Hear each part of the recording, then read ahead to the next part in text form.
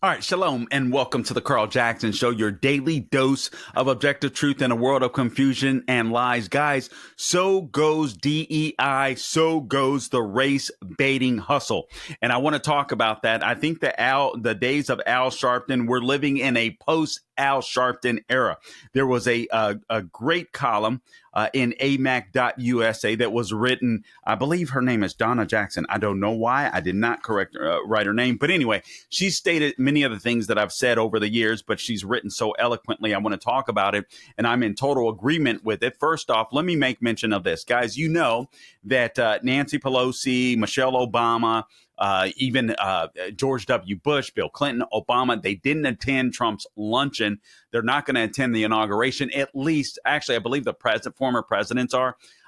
Michelle Obama's not going to attend. Nancy Pelosi's not going to attend. I mean, they're so trifling and petty. It's sad to me. The excuses that are coming up is, well, Trump didn't attend.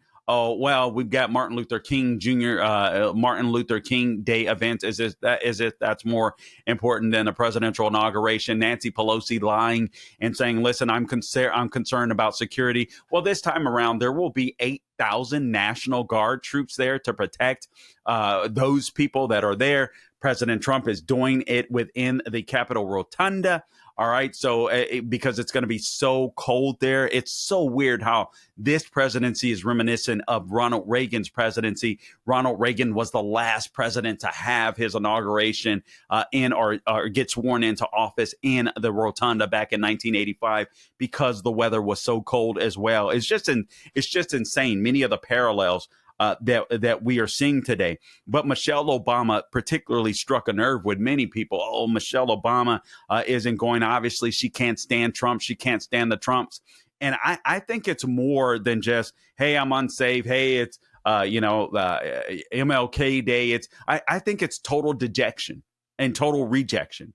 I think every time the Obamas, except Obama at Jimmy Carter's funeral. But I think Michelle specifically, Michelle is a bigger social justice warrior than than Barack Obama. Remember, she was like, for the first time in my adult life, I'm proud of my country and stuff like that. I think every time she hears Trump's voice, she feels personally rejected. I know Michelle might run. I'm not convinced that Michelle could win anymore. I thought she could do real well this year. I thought she could have done real well when the left decided to push Biden, she wasn't interested. I'm not so sure that she would even be interested in running, not just because of leaving behind so much. I mean, they make so much money. It's insane. Not just because of the money purposes. I am not convinced that Michelle Obama could govern unless she was totally liked. And that's just not politics. I'm telling you guys, the era of DEI, we saw it with the LA wildfires. I talked about it in an earlier podcast. Karen Bass, people are ready to throw her under the bus. The lesbian fire chief, people are ready to throw her on the Los Angeles fire chief. People are ready to throw her under the bus. And I'm not saying they're bad people. Obviously, I'm black because she's black or because the LA fire chief is a lesbian. I'm just saying they got opportunities that they shouldn't have, that they're not qualified for. And the Los Angeles wildfires made that completely clear to everyone. Like, oh, maybe we went too far on the DEI stuff. I don't know the exact details of the fire chief, this latter situation, but apparently she was lowering standards so more women could become firefighters. That's why you had that big dyke looking fire lady say, listen, if I gotta help your husband out of a fire, he's in the wrong place. Like, what? But apparently even ladder size. They were using smaller ladders for women, which means it would be harder to rescue. I mean, it's just insane. It's just insane.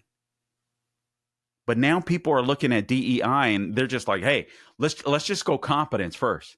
I don't care if you're black, white, Asian, Latino. Let's go competence first. Jessica Quinones or whatever her name is, the water department lady in LA, $750,000 she's being paid for being paid annually.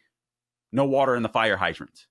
I mean, give me a break. All right. It's time to end this DEI, and it is coming to a close. Listen to this.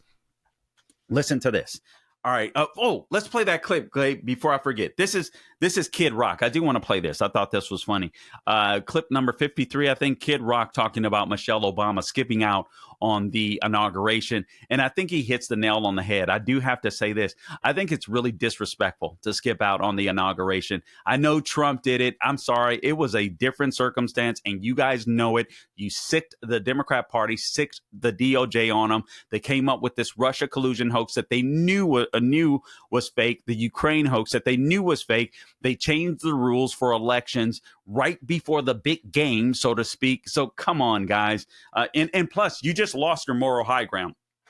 Trump is a petulant child. And no. You just lost your moral high ground. We all see that all of you are the petulant little children. Clip number 53, por favor, Gabe.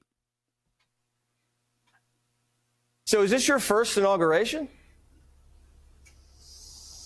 No, I was actually listening to your show a little bit before I got in the truck here, and I heard, Michelle Obama's not attending. I would kindly remind her that years back, when Obama was first elected, I did not vote for him, but they asked me to play the inauguration, and I played it, and I went. Had a good time. I went for out of respect to the presidency, so I would kindly remind Miss Michelle about that. I forgot about that, and that's cool because it's really not about the politics. It's about the office. All right, we can cut it there. But it's so true. It's so true. It is about the office. It's about making America look strong and united, and we have leaders that don't even care to get it. All right, so I got to get through this. So the AMAC story, U.S. All right.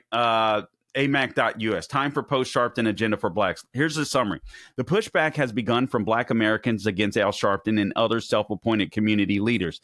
The National Black Church Initiative, that's a coalition representing 27.7 million people, 150,000 black churches across the country, just announced that the payment from the Kamala Harris campaign to Big Perm, Al Sharpton, all right, you guys may not know him as Al Sharpton, Big Perm, all right, puts a moral stain on the integrity of the black church.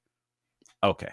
So Barack Obama didn't with his abortion stance, with his gay marriage stance, with his socialism stance. But this payment to Al Sharpton, this bribe to Al Sharpton puts a stain on the black church. So now they're upset with Al Sharpton. They want him to be suspended from MSNBC pending an investigation. But the bribe between Harris and Big Perm is nothing new. All right.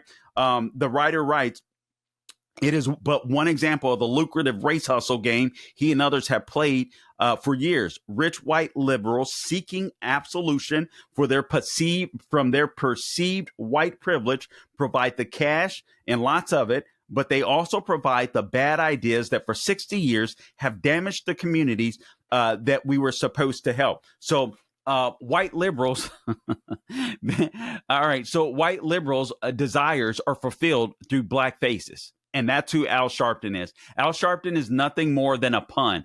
Even the people that he has gone to funerals of the black people that they have claimed have died at the hands of police or whomever. And there's a documentary out. Every single one of those families say they regret bringing Al Sharpton is. It was a cash cow for him, and they realize it now, and they barely spoke to them except from the beginning, wanted to figure out how much money he can make. But think of all of the policies that have ensued because of the race hustlers. And you wonder why the black community, much of the black community, is in more dire straits than it was since the beginning of the Great Society under LBJ. Defunding the police, open borders. So defunding the police, we've got fewer police, policing urban neighborhoods. Who do you think hurts worse? Who do you think gets hurt from that? Obviously, it's going to be blacks. Open borders. So now you have blacks that are competing with illegals for low-skilled jobs, eliminating school choice, climate change regulations that boost energy bills. All of these things are hurting blacks, especially if you're working class. This climate change nonsense, destroying or boosting up energy bills, destroying high wage manufacturing jobs. Worst of all, you have this DEI programs that actually impose racism in the name of fighting it. It's a fraud. You have these elite left-wing media that are eager to give race hustlers a mic and a camera, and that's what they do. Listen, every election year, you'll notice this. The race hustlers reemerge in droves. Why do they do it? They do so to encourage blacks to vote for big government policies that keeps us all trapped. That's all they do. Race hustlers like Al Sharpton, in my opinion, are used by white elite leftists to herd the black cattle. Listen to me. These race hustlers like Sharpton are used by white elite leftists to herd the black cattle, empower the Democrat Party, and pay NGOs. It's a vicious cycle. It's like I always say, Republicans are successful when you're successful. Democrats are successful when you're not successful. So enduring Biden's administration, I think, has woken a lot of black people up to realize, wait a minute, these people say that they love us, but their policies are destroying us. So watch what white liberal elites do. Stop listening to what they say. We should be, don't buy into the victimization mentality. We want economic opportunity, upward mobility, and self-sufficiency. By the way, all of these race hustlers like Al Sharpton live in white neighborhoods and go to affluent schools, send their kids to good schools. Crazy. Hey, Carl Jackson here for My Pillow. For years, customers have been asking if My Pillow sells cross necklaces like the one Mike Lindell proudly wears every day. Well, they are excited to announce that Mike has partnered with a jeweler right here in the USA to create beautiful sterling silver My Crosses. You can save 30% today using promo code Carl. That's CARL at mypillow.com. Click on the radio podcast square or call 800-858-0263 and be sure to use promo code Carl, C-A-R-L. We don't spell it like the communists. All right. So you can choose from the women's or men's style. The My Cross for women has a more delicate look and is reversible with mother of pearl style translucent white enamel on one side and onyx styled black enamel on the other side. The My Cross for men has a slightly larger cross with onyx-styled black enamel and a slightly longer, thicker chain. This amazing offer won't last long, so order now, por favor. Just go to mypillow.com, click on the radio podcast square, or call 800-858-0263. Use promo code Carl, C-A-R-L.